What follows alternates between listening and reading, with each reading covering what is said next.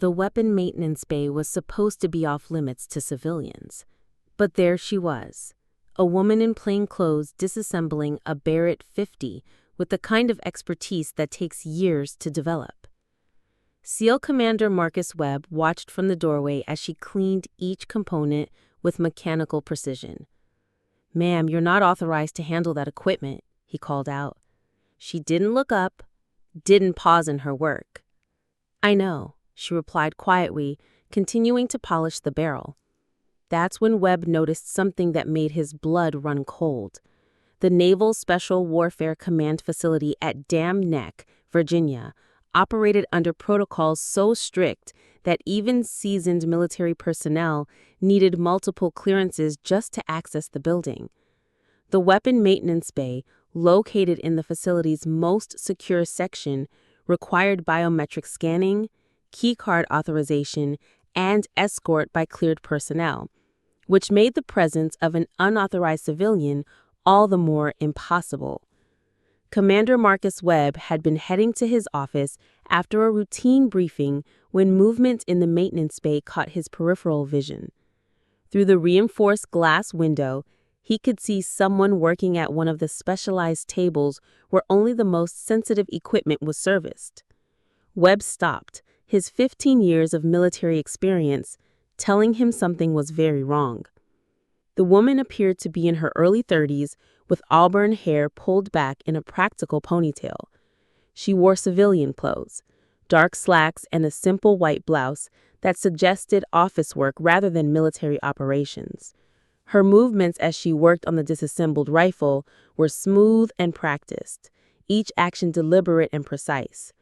But it was the weapon itself that made Webb's stomach drop. Even from the doorway, he could recognize the distinctive profile of a Barrett M82 A1.50 caliber sniper system, one of the most restricted weapons in the military arsenal. These rifles weren't just classified, they were compartmentalized, tracked, and monitored with the same attention given to nuclear materials. Webb entered the maintenance bay, his footsteps echoing off the concrete floor. The woman didn't acknowledge his presence, continuing to clean the rifle's bolt with the kind of methodical attention that spoke of deep familiarity with the weapon. "Ma'am, you're not authorized to handle that equipment," Webb called out, his voice carrying the authority that had commanded respect from Navy SEALs in 3 different theaters of operation. She didn't look up, didn't pause in her work. Her hands continued their precise movements, polishing each component to a mirror finish before setting it carefully aside. "I know," she replied quietly, continuing to polish the barrel. The casual admission hit Webb like a physical blow. In his 15 years of military service, he had never encountered someone who openly acknowledged unauthorized access to classified equipment while continuing the very activity they were not permitted to perform. "Then you need to step away from that weapon immediately and explain how you gained access to this facility." "I walked in," she said, using a specialized tool to clean the rifle's chamber with expert precision. Webb felt his jaw clench. The woman's tone was conversational, almost pleasant, as if they were discussing the weather rather than a serious breach of military security. "Ma'am, this is a restricted area. That weapon requires top secret clearance and SCI access." "Yes," she interrupted, still not looking up. "Sensitive compartmental information. I'm familiar with the classification levels." The fact that she knew the terminology for the highest levels of security clearance only made the situation more surreal. Webb quickly scanned the maintenance bay to ensure they were alone, then activated the room's electronic lock to prevent interruption. "Who are you?" "Someone who knows this rifle needs to be perfectly calibrated in the next 4 hours." Webb watched as she began inspecting the weapon's scope with the kind of meticulous attention he only seen from master armorers with decades of experience. Her movements were economical, purposeful, and absolutely professional. "That doesn't answer my question. It's the only answer that matters right now." Webb had dealt with enemy combatants, foreign agents, and uncooperative prisoners of war, but he'd never encountered someone who projected such calm competence while openly defying military authority. "I'm going to ask you one more time. Who are you, and how did you gain access to this weapon?" The woman finally looked up, meeting his gaze directly. Her eyes were dark brown, almost black, and they held a steadiness that Webb had only seen in combat veterans who'd operated at the highest levels of classified missions. "Commander Webb," she said, using his name, though he hadn't introduced himself. "Before you make any calls or sound any alarms, you might want to check the maintenance log for this specific rifle." The fact that she knew his name sent an immediate chill down his spine. He was operating under multiple levels of classification, and his presence at this facility wasn't publicly acknowledged. "How do you know my name?" "The same way I know you've been wondering why this particular Barrett hasn't been properly serviced in 8 months. Webb felt the ground shift beneath him. The woman was right. He had been concerned about the maintenance schedule for several weapons in our inventory, including the specific rifle. But that information was buried in classified reports that required Admiral-level clearance to access. The maintenance log for this weapon is classified. Terminal 7 access code, Delta 77 Alpha. Password is your mother's maiden name, followed by the year you graduated from BUDS training." Webb stared in shock. The access codes she just recited were known to fewer than 6 people in the entire Navy, and they were changed monthly through a protocol that required direct authorization from Naval Special Warfare Command. "That's impossible." "Terminal 7, Commander, check the log." Against every instinct and protocol he'd learned in 15 years of military service, Webb moved to the maintenance base computer terminal and entered his access codes. The system accepted his credentials and displayed the main menu for classified weapon systems. He typed in the access code the woman had provided. The system immediately displayed a file he'd never seen before. Barrett M82-1, serial 23847, Special Operations Deployment Record. Webb's eyes widened as he read the information on screen. Weapon status, active. Classified deployment assigned. User, redacted. Service record, 73 confirmed eliminations. Maximum engagement range, 3,247 meters. Last maintenance, 8 months, 12 days. Next scheduled deployment, classified. Maintenance authorization level, 5 clearance required. Webb read the data twice, trying to process what he was seeing. 73 confirmed kills with a maximum range of over 3,200 meters. The longest confirmed sniper kill in modern warfare was just under 3,600 meters, achieved by a Canadian sniper in Afghanistan using similar equipment. But it was the maintenance record that made Webb's blood run cold. The rifle hadn't been properly serviced in over 8 months, yet, according to the deployment schedule, it was needed for an operation in the near future. "This is impossible," Webb muttered, though he was beginning to question what was possible anymore. "What's impossible?" the woman asked, continuing her meticulous cleaning routine. "The engagement record for this weapon. No one makes consistent shots at 3,200 meters. The ballistic variables alone, muzzle velocity, 853 meters per second, bullet drop at 3,247 meters, approximately 68 feet. Wind drift calculation requires real-time atmospheric data," she recited without looking up from her work. "Temperature, humidity, barometric pressure, and target movement all factor into the final firing solution." Webb felt the world tilt slightly. She was discussing ballistic calculations at extreme range with the casual precision of someone who had performed these computations countless times under live fire conditions. "You're talking about shots that require mathematical precision beyond what most people consider possible," she finished. "Yes, the user file is completely redacted. I know. If this is your weapon, then you're someone whose existence is classified at levels above your current clearance," she said calmly. Someone whose operations are compartmentalized to protect both national security and the individuals involved. Webb stared at the computer screen, then at the woman who was methodically cleaning what was apparently her personal sniper rifle. Everything he thought he understood about military operations, about clearance levels, about who was authority to operate in this facility was crumbling. "What's your real name?" "Today, I'm Jennifer Walsh, civilian contractor specializing in precision equipment maintenance." She held up a cleaning rod, "which is exactly what I'm doing." "And tomorrow?" "Tomorrow, I'll be whoever needs to be behind this rifle when the shot has to be taken." The cryptic response was clearly all the information he was going to receive. Webb found himself facing a decision that could define the remainder of his military career.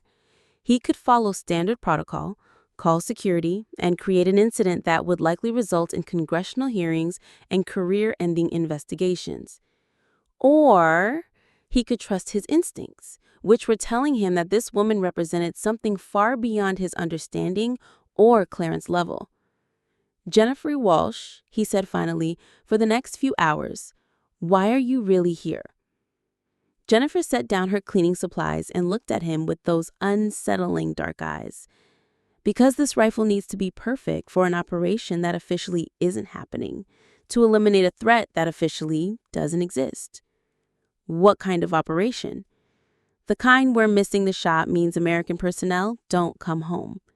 Webb felt a familiar chill, the same sensation he'd experienced before high-risk operations, where lives hung in the balance. Jennifer spoke about extreme-range precision shooting with the quiet confidence of someone who had operated at the highest levels of classified missions.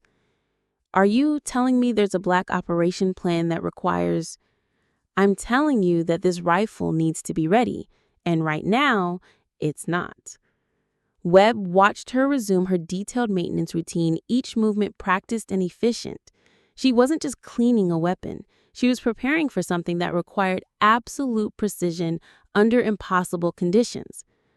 "How long have you been using this specific rifle?" "Long enough to know its ballistic signature under every possible environmental condition." "The record shows 73 confirmed eliminations." "The record shows what it's allowed to show." The implication was clear. The official count represented only a fraction of her actual operational history. Webb tried to process the reality that he was potentially dealing with one of the most effective snipers in military history, operating under classification levels that made her existence officially deniable. "Jennifer," he said carefully, "I need to understand the scope of what's happening here." "What's happening is equipment maintenance, Commander. Nothing more complex than ensuring this rifle performs exactly as designed when it's needed most. But the operation tomorrow will require someone to make a shot that most people would consider impossible. And when that moment comes, this weapon will be ready." The quiet certainty in her voice was more convincing than any mission briefing or intelligence assessment Webb had ever received. He had spent enough time in combat operations to distinguish between competence and competence. Jennifer Walsh possessed both in extraordinary measure. "Is there anything I can do to assist?" Jennifer looked up and, for the first time since their encounter began, she smiled. It was a subtle expression, barely visible, but it completely transformed her demeanor. "You can ensure this conversation never happened, and if someone inquires about the rifle maintenance, tell them it was performed by a properly authorized personnel." "You're not authorized." "Commander Webb," Jennifer said, returning to her precise work, "authorization is administrative paperwork. Capability is what saves lives." Webb found himself nodding, though he wasn't entirely certain why. Everything about this situation violated every protocol he'd learned in 15 years of military service. But something deeper than regulations was telling him to trust this enigmatic woman. "The 3,200-meter shot," he said after a moment, "is that actually achievable?" Jennifer paused in her cleaning, holding a component up to examine it from microscopic imperfections. "At 3,247 meters, through variable crosswinds with the target moving at inconsistent speeds across uneven terrain, accounting for altitude differential, temperature gradient, and atmospheric density." She set the component down and met his gaze directly. It was the only solution that prevented a diplomatic catastrophe. Jesus. Divine intervention wasn't available that day, Jennifer replied with understated humor, so I had to handle the situation personally. Despite the gravity of their conversation, Webb found himself laughing. The tension that had been building since he first discovered her began to ease, replaced by professional respect for someone who could maintain composure while discussing impossible military operations. How many people know about your actual capabilities? As few as operationally necessary. And how many people need to know? Even fewer. Webb nodded, understanding the implicit requirement for absolute discretion. Whatever Jennifer Walsh's true identity and operational history were, they required the kind of compartmentalization that could only be maintained through strict limitation of access. The mission tomorrow, he said, will it be high risk? Commander, everything I do involves risk levels that would terrify most people. Tomorrow simply represents a higher degree of complexity than usual. For you personally, for everyone whose lives depend on my accuracy? Jennifer began reassembling the Barrett with the same fluid precision she'd used to dismantle it. Webb watched, fascinated by the speed and efficiency of her movements. Each component fit into place with mechanical perfection, the result of countless hours of practice and intimate familiarity with the weapon system. The reassembly process revealed the true extent of her expertise. She didn't just know how the rifle functioned, she understood its mechanical soul. Every adjustment was made with the precision of someone who had fired thousands of rounds through this exact weapon. Someone who knew how temperature changes affected barrel harmonics, how different ammunition lots performed under varying atmospheric conditions. You know, Webb said, in 15 years of military service, I've never encountered anyone with your level of capabilities. Most people haven't. Is that intentional? That's survival. The rifle was nearly complete now, transformed from scattered components back into a precision instrument capable of reaching out and touching targets at distances most people couldn't even see clearly. Jennifer worked without consulting any technical manual or reference guide. Every specification was permanently stored in her memory. As she made final adjustments to the scope mounting system, Webb noticed something that had escaped his attention earlier. Her hands bore the subtle calluses and scars that marked a professional operator. Trigger fingers slightly flattened from countless hours of shooting, small cuts on her knuckles from field stripping weapons under adverse conditions. The kind of hands that belonged to someone who lived by precision and preparation. Jennifer, can I ask you something personal? You can ask. Do you ever question the psychological cost of what you do? Jennifer paused, her hands stilling on the rifle stock. For a moment, Webb saw something vulnerable in her expression, a brief glimpse of the human being beneath the professional operator facade. Every time I pull the trigger, she said quietly. But questioning the cost doesn't change the necessity. And what makes tomorrow necessary? Someone who threatens American interests needs to be permanently removed from the equation. The cold precision of her statement reminded Webb exactly who he was dealing with. Jennifer Walsh might appear to be a civilian contractor, but she was a weapon as finely calibrated as the Barrett .050 caliber rifle she was preparing. Will you be safe? Safety isn't a luxury people in my position can afford, but you'll complete the mission successfully. Jennifer looked at him with an expression that combined gratitude and sadness. Commander Webb, people like me don't measure success by survival. We measure it by mission completion, and the lives we save by taking the shot others can't make. The rifle was fully assembled now, appearing exactly as it had when Webb first spotted Jennifer working on it. But he knew it was fundamentally different. Calibrated, adjusted, and prepared for whatever impossible task awaited it. Is there anything else you require? Webb asked. Just your discretion? and your trust. You have both. Jennifer stood, shouldering the Barrett's carrying case with practiced ease. The complete weapon system weighed over 30 pounds, but she handled it as if it were an extension of her own body. "Commander Webb," she said, extending her hand. He shook it, noting the calluses that indicated extensive weapons training and the steady grip that conveyed absolute confidence under pressure. "Jennifer Walsh," he replied. "It's been a privilege meeting you." The privilege was mine. "And Jennifer." "Yes?" "Make the shot count." She smiled again. That same subtle expression that hinted at depths and experiences he would never fully comprehend. "Every shot counts, Commander. Tomorrow's just happens to count for more than most." With that statement, she turned and walked toward the maintenance bay exit, moving with the quiet efficiency of someone accustomed to operating in shadows and classified spaces. Webb watched until she disappeared beyond the security checkpoint, leaving him alone with questions that would never receive official answers. He returned to the computer terminal and reviewed the rifle service record one final time. 73 confirmed eliminations. Maximum engagement range, 3,247 meters. Statistics that represented lives ended and missions completed by someone whose existence was officially classified beyond acknowledgement. Webb closed the file and initiated the security protocol that would erase all access records for this session. Whatever Jennifer Walsh was planning for tomorrow, whatever impossible shot she might need to make, it would happen without any official documentation or recognition. But he would remember.